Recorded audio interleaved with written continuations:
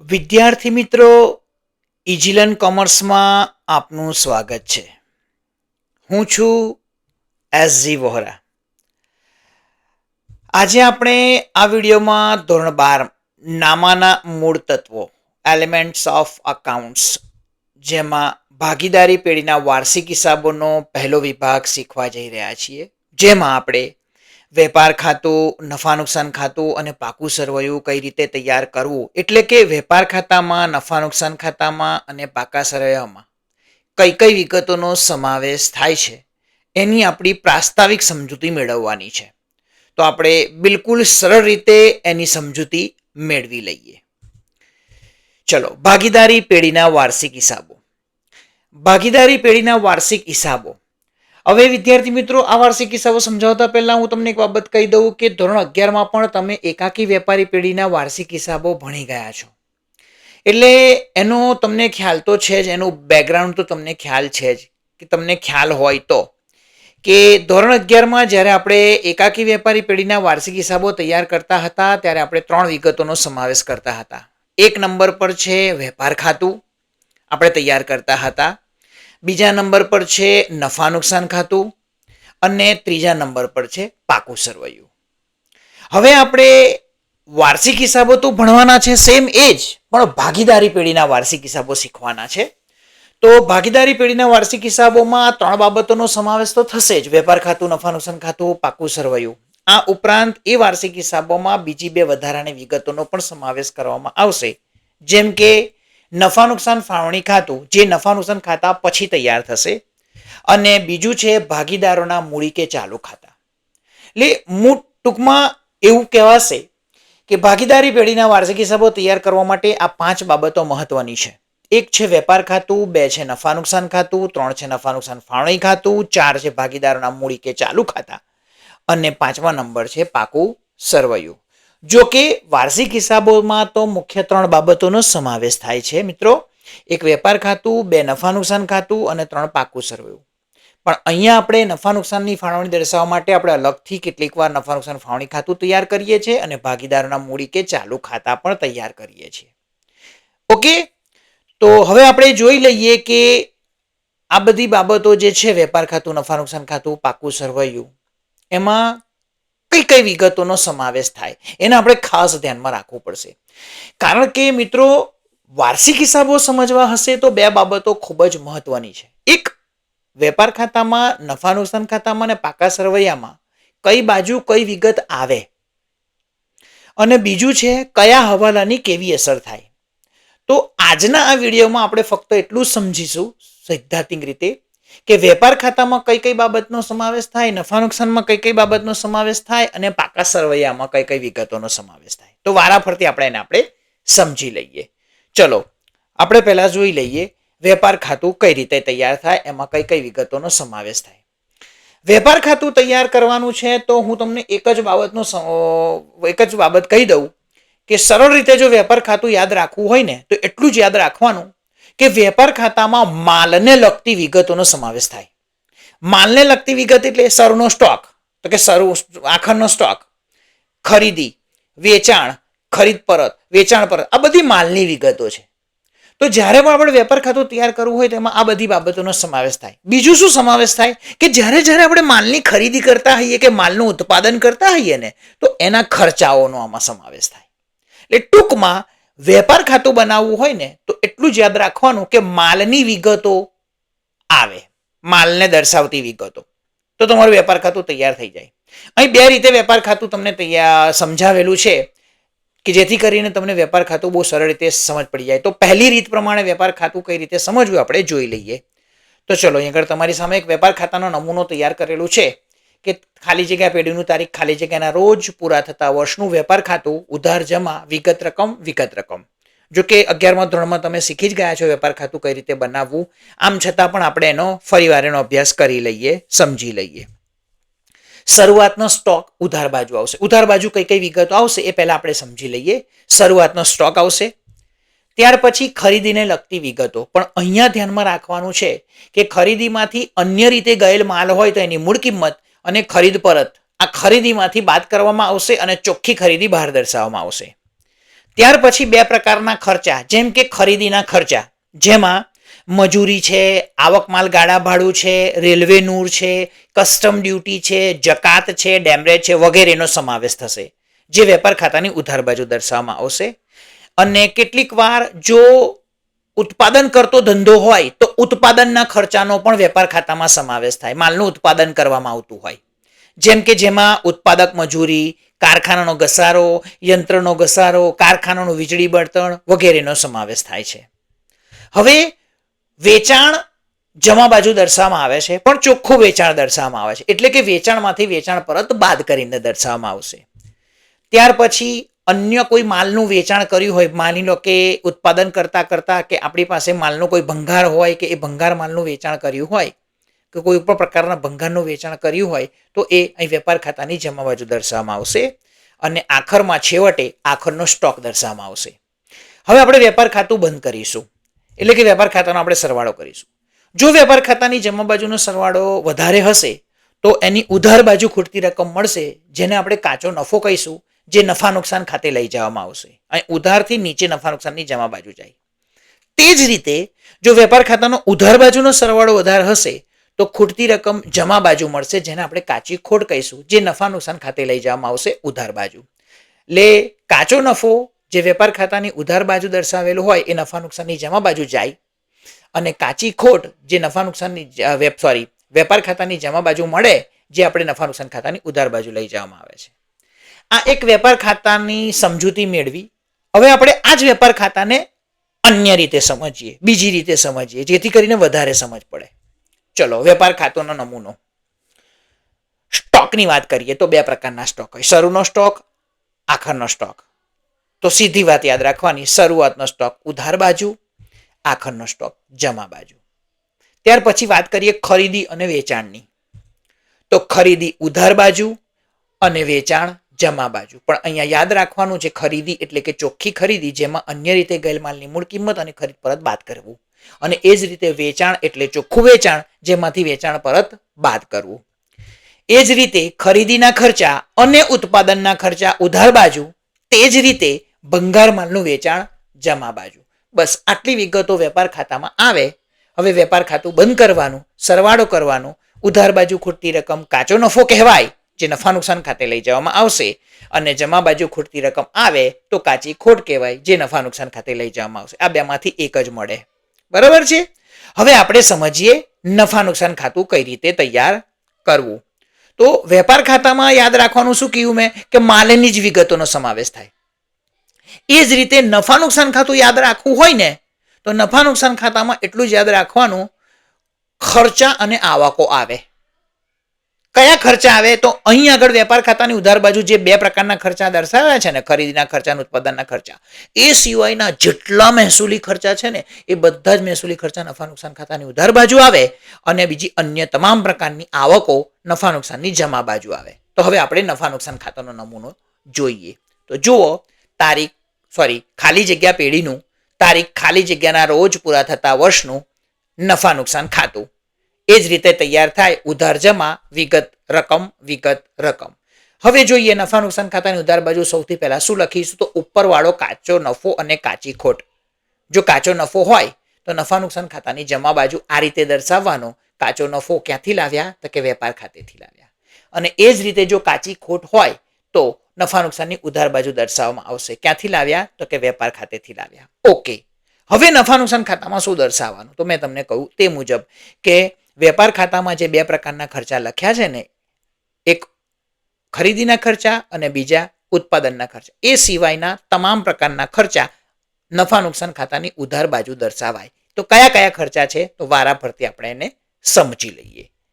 વહીવટી ખર્ચા, વહીવટ કરવાના, સંચાલન કરવાના ખર્ચા કયા કયા?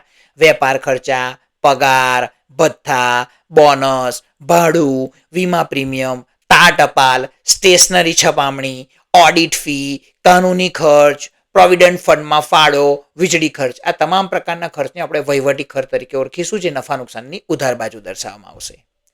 તે જ રીતે બીજા છે વેચાણ વિતરણ ખર્ચા, વેચાણ અને વિતરણ કરવાના ખર્ચા, જેમ કે જાહેરાત ખર્ચ, સેલ્સમેનના પગાર, સેલ્સમેનના ભથ્થા, પેકિંગ ખર્ચ, જાવક માલ ગાડા ભાડું, વખાર ખર્ચ વગેરે નફા નુકસાનની ઉધાર બાજુ દર્શાવવામાં આવશે.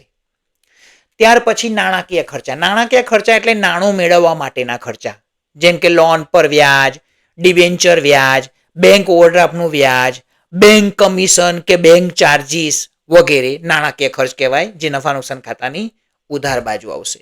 અને આ સિવાય જો અન્ય બીજા ખર્ચા રહ્યા હોય, જેમ કે ધર્માદા ખર્ચ છે, ગાલખાત છે, કોઈ પણ પ્રકારનું ધંધામાં નુકસાન થયું હોય, મિલકત પર ઘસારો હોય, તે બધી બાબતો નફા નુકસાનની ઉધાર બાજુ દર્શાવવામાં આવશે. ટૂંકમાં નફા નુકસાન ખાતાની ઉધાર બાજુ વહીવટી ખર્ચા, વેચાણ વિતરણ ખર્ચા, નાણાકીય ખર્ચા અને અન્ય જે બાકીના રહ્યા હોય મહેસૂલી ખર્ચા, એટલે તમામ પ્રકારના મહેસૂલી ખર્ચા નફા નુકસાનની ઉધાર બાજુ દર્શાવવામાં આવશે.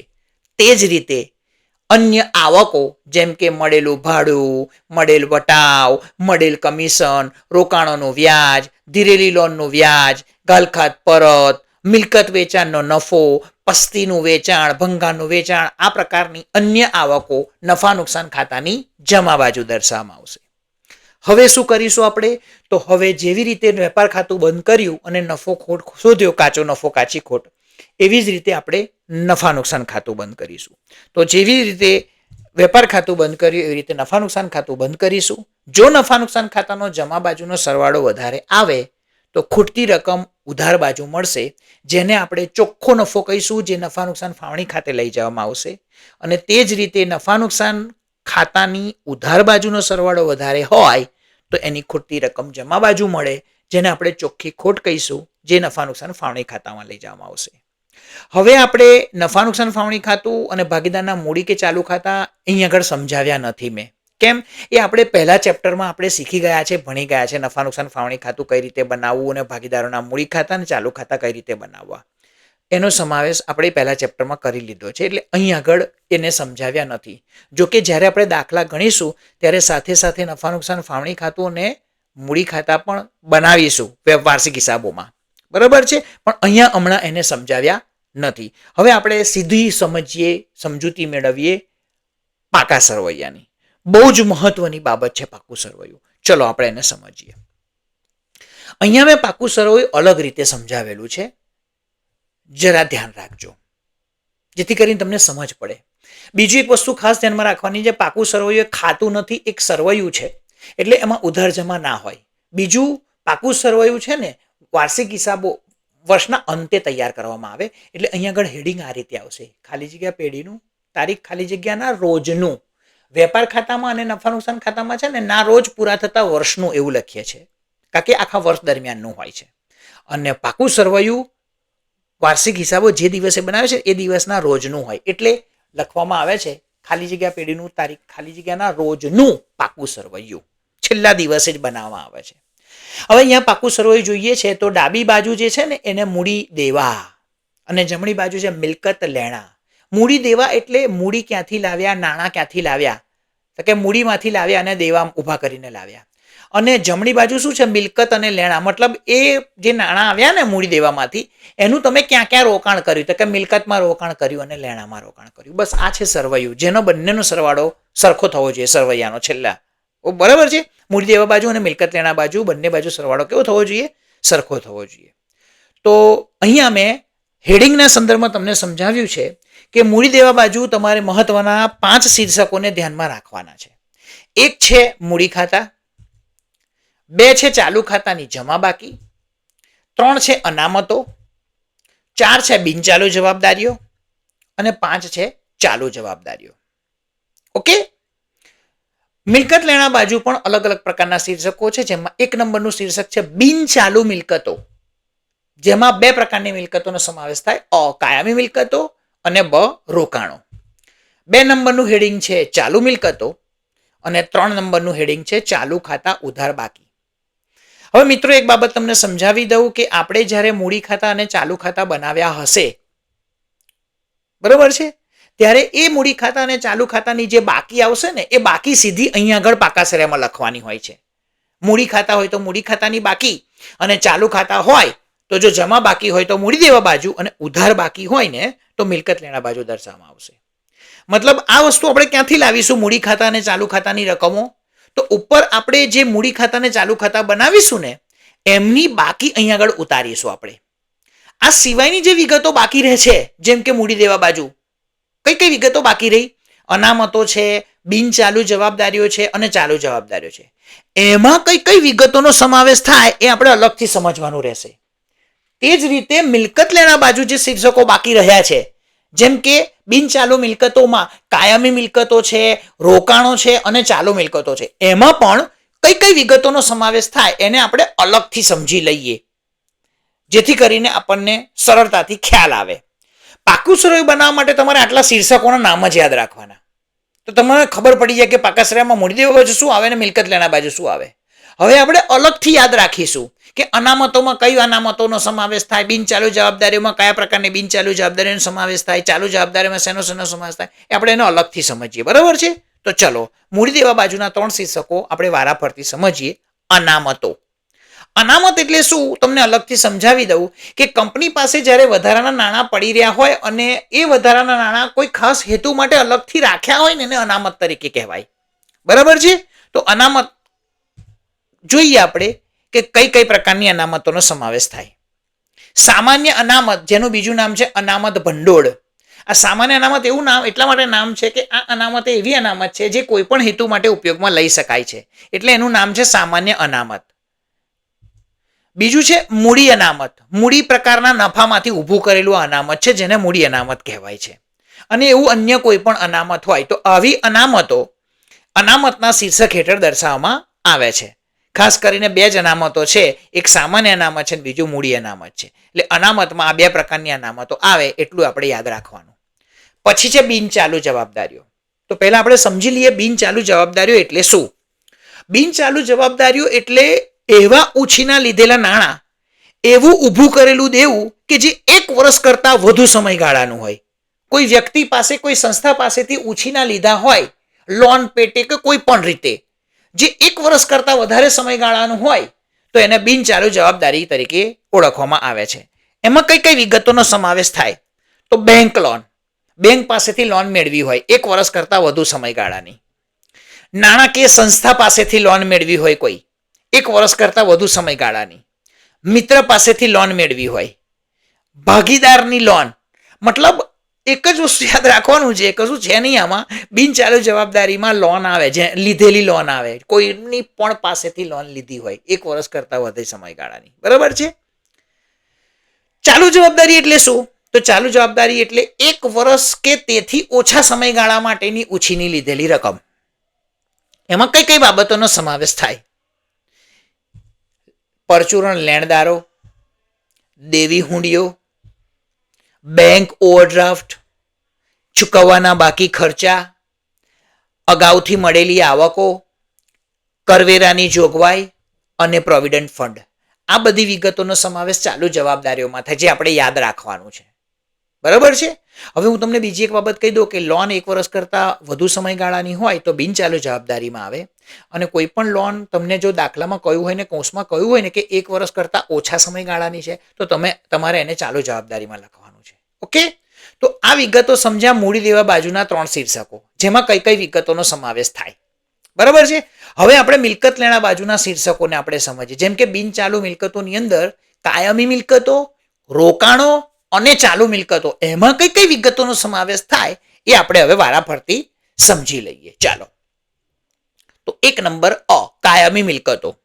કાયમી મિલકતો એટલે એવી મિલકતો કે જે લાંબા ગાળા માટે આપણે જેમાં રોકાણ કર્યું હોય એવી મિલકતો. બરાબર છે? પણ કાયમી મિલકતો 2 પ્રકારની છે, એક દ્રશ્ય અને અદ્રશ્ય. બરાબર? તો પહેલા આપણે દ્રશ્ય મિલકતો જોઈએ. દ્રશ્ય એટલે જે નરી આંખે જોઈ શકાય છે, જેને મહેસૂસ કરી શકાય છે, એવી પ્રકારની દ્રશ્ય મિલકતો.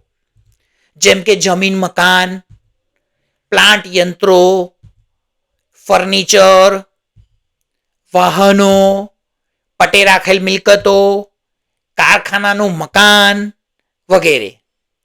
અદ્રશ્ય મિલકતોમાં કોનો સમાવેશ થાય? આ બંને પ્રકારની દ્રશ્ય અને અદ્રશ્ય મિલકતો કાયમી મિલકતો જ કહેવાય. ઓકે? જેને કાયમી મિલકતોના શીર્ષકમાં દર્શાવવામાં આવે છે. ઓકે? તો અદ્રશ્ય મિલકતોમાં પાઘડી, પેટન્ટ, ટ્રેડમાર્ક્સ, કોપીરાઇટ. યાદ રાખવું હોય ને તો આવી રીતે વારંવાર સૂત્ર બનાવી દેવાનું. પાઘડી, પેટન્ટ, ટ્રેડમાર્ક, કોપીરાઇટ. પાઘડી, પેટન્ટ, ટ્રેડમાર્ક, કોપીરાઇટ. આવું બોલ કરવાનું એટલે યાદ રહે કે આ 4 પ્રકારની અદ્રશ્ય મિલકતો છે. પાઘડી, પેટન્ટ, ટ્રેડમાર્ક, કોપીરાઇટ. પાઘડી, પેટન્ટ, ટ્રેડમાર્ક, કોપીરાઇટ. એટલે યાદ રહી જાય કે અદ્રશ્ય મિલકતોમાં 4 પ્રકારની અદ્રશ્ય મિલકતો છે. ઓકે. હવે આપણે જોઈએ કે રોકાણોમાં કોનો સમાવેશ થાય. તો રોકાણોમાં કંપની પાસે વધારાના નાણાં પડી રહ્યા હોય તો વધારાની આવક મેળવવાના હેતુસર નાણાંનું રોકાણ કરીએ ને એને રોકાણો કહેવાય. જેમ કે સરકારી જામીનગીરીમાં રોકાણ કર્યું હોય, કોઈ કંપનીના શેર કે ડિબેન્ચરમાં રોકાણ કર્યું હોય, પ્રોવિડન્ટ ફંડના રોકાણો હોય કે અન્ય કોઈ પણ રોકાણો હોય, એનો રોકાણોમાં સમાવેશ થાય. અને ખાસ કરીને એટલું કહી દો, રોકાણોમાં પાછળ રોકાણ શબ્દનો ઉલ્લેખ હશે જ લગભગ, એને રોકાણોમાં લખવું. હવે આપણે સમજવાનું છે ચાલુ મિલકતોમાં કોનો સમાવેશ થાય. ચલો, પરચુરણ દેવાદારો, લેણી હુંડીઓ, રોકડ અને બેંક સિલક, અગાઉથી ચૂકવેલ ખર્ચા, મળવાની બાકી આવકો અને આખર માલનો સ્ટોક. અને છેલ્લું છે ધીરેલી લોન. ધીરેલી લોન એટલે આપણે કોઈને લોન આપી હોય તો મિત્રો આ બાબત આપણે જે આજે સમજ્યા એ ફક્ત એટલું સમજ્યા કે વેપાર ખાતામાં કઈ વિગતોનો સમાવેશ થાય, નફા નુકસાન ખાતામાં કઈ વિગતોનો સમાવેશ થાય અને પાકા સરવૈયામાં કઈ વિગતોનો સમાવેશ થાય. આ તો આપણે યાદ રાખવાનું છે જ. સાથે સાથે વાર્ષિક હિસાબોને સરળતાથી સમજવા માટે આપણે એ પણ ધ્યાનમાં રાખવાનું છે કે કયા હવાલાની કેવી અસર થાય, જે આપણે બીજા વિભાગમાં જોઈશું. બરોબર છે? તો અત્યારે માત્ર આટલું જ, જે તમારે વારંવાર આ વિડીયોને જોઈ રહેવાનું છે. પહેલેથી લઈને છેલ્લે સુધી જોજો કરવાનો છે, જેથી કરીને તમને ખ્યાલ આવી જાય વેપાર ખાતામાં કઈ વિગતોનો સમાવેશ થાય, નફા નુકસાન ખાતામાં કઈ વિગતોનો સમાવેશ થાય અને પાકા સરવૈયામાં કઈ વિગતોનો સમાવેશ થાય. ઓકે મિત્રો, તો અત્યારે અહીંયા આપણે અટકાવીએ છીએ આ વિડીયોને. તમારો ખૂબ ખૂબ આભાર કે વિડીયોને તમે સંપૂર્ણ રીતે જોયો. હવે આ ઇઝી લર્ન કોમર્સની આ ચેનલને લાઈક કરશો અને સબસ્ક્રાઇબ કરશો કે જેથી કરીને તમે આવા બીજા વિડીયો જોઈ શકશો અને તમારા જેવા અન્ય બીજા મિત્રોને શેર કરજો. ઓકે, હવે આપણે બીજા વિડીયોમાં જોઈશું વાર્ષિક હિસાબોમાં હવાલાની કેવી અસર થાય અને પછીના નેક્સ્ટ વિડીયોમાં આપણે જોઈશું કે વાર્ષિક હિસાબોના દાખલાઓ કઈ રીતે ગણવા. આપણે માત્ર 4 જ દાખલાઓ વાર્ષિક હિસાબોનો જોઈશું જેમાં આખું વાર્ષિક હિસાબો આવી જશે. ચિંતા ના કરજો. એટલે આ ચેપ્ટર ટોટલ આપણે 6 વિભાગોમાં તૈયાર કરીશું. પહેલો વિભાગ આપણે જોયો આ વેપાર ખાતામાં, નફા નુકસાન ખાતામાં, પાકા સરવૈયામાં કઈ વિગતોનો સમાવેશ થાય. બીજા વિભાગમાં આપણે જોઈશું હવાલાની કેવી અસર થાય અને બાકીના 4 બીજા અલગ અલગ વિડીયો એવા જોઈશું કે જેમાં આપણે દાખલાઓની સમજૂતી મેળવીશું. ઓકે મિત્રો, તો અત્યારે આટલું જ. Goodbye.